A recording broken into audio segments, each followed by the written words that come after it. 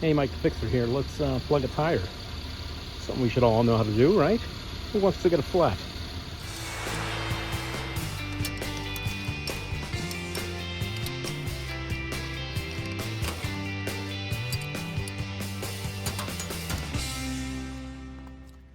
Hey, I got a little bit of a slow leak on the old tire here.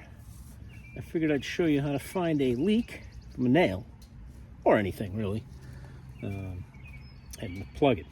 It's a great tools to own. Everybody should own these tire plugs tools and the plugs themselves. Very easy to do. First thing I did, you don't even have to jack it up. It makes it a hell of a lot easier. You want to go around and look for an actual nail. Then I just took glass cleaner. So I had it on hand, went around, I did jack it up, and I got to there. As you can see, it is bubbling away. So I could take the wheel off and do this, but I'm just gonna go right here where I can come straight in, and I'm gonna let the jack down so the wheel won't spin. All right, I'm gonna come right in here and make sure I'm in here, okay. And get the plugs ready. I have some old ones here. All right, they're done, so we need a new one. These are just basically sticky, gummy worms, basically. Real sticky, as you can see. And take your tool, you slide it through.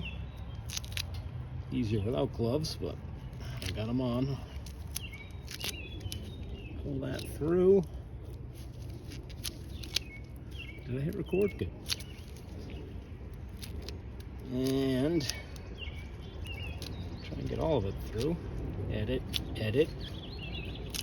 Jesus, it really just doesn't want to go. Oh, there we go. All right, we're gonna go about halfway, because that's what we're gonna do. We're gonna go into the tire and pull it out.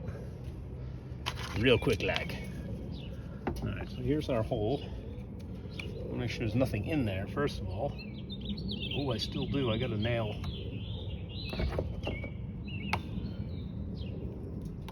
I got a nail still right there. Must have broke the head off, so I'm gonna get a pair of cutters or something you can pry that out with is what you're gonna need. All right, I got a pair of dikes. I don't know if that's PC these days. Side cutters, if you will. Diagonal cutters, actually. I don't know why they're called dikes. That was always what they were called. I don't think it has anything to do with slang.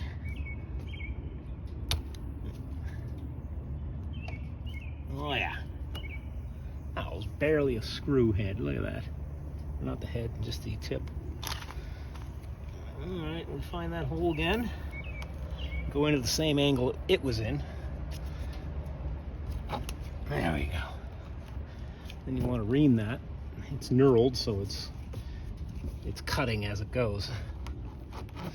Ream that in and out a few times.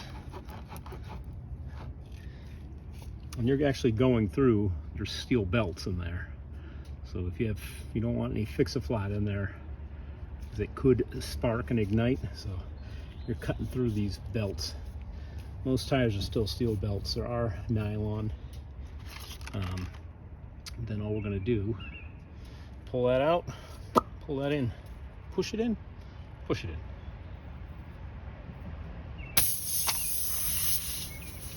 And it's actually easier with the tire full of air, because otherwise the tire will indent on you. This takes a bit of force. Oh man. I'm gonna ream that a little more. I should be okay still, but yeah, I don't know if it was just not reamed enough. As you can see, my thing is full of rubber.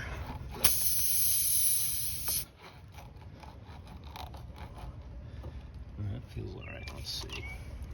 It looks to be intact still, so we'll try again.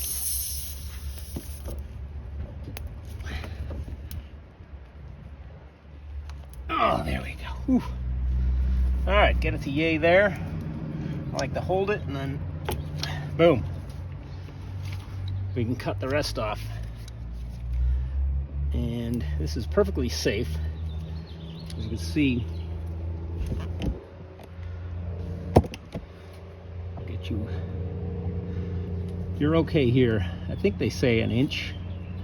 My thumb is an inch from the edge. So your steel belts go to here, roughly here. And the rest is cords that go this way, I believe. But this is what is pluggable, the tread area. So you're perfectly fine to do this. And not, they say, I don't think they're temporary. I've had them on cars forever, you know. You're not driving the Autobahn.